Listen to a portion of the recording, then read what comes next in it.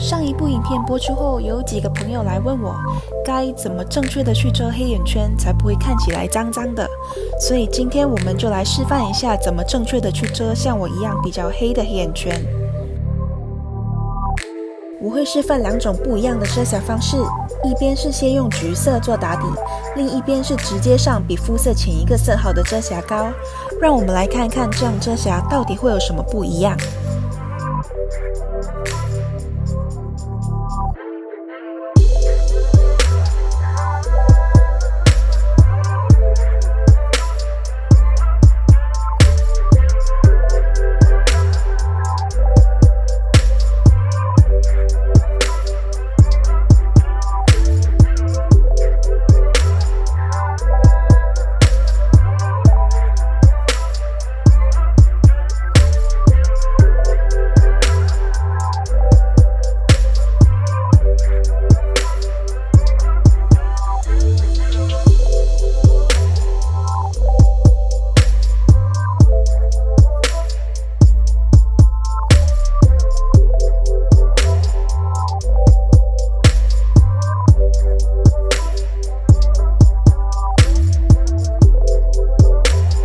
另一边，我们直接上比肤色浅1个色号的遮瑕膏。